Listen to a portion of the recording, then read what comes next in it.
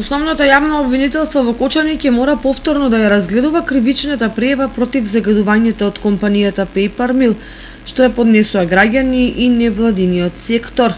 Враќањето на постапката е поради тоа што Висшето јавно обвинителство во Штип го прифатило приговорот на граѓанските организации кои искажаа незадоволство од отфрлањето на пријавата.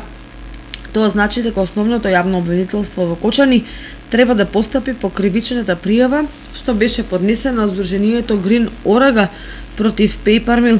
Пријавата се однесува на нарушување на здравата животна средина според членот 218 од Кривичниот законник. Обвинителството треба да процесуира соодветно обвинение за делото.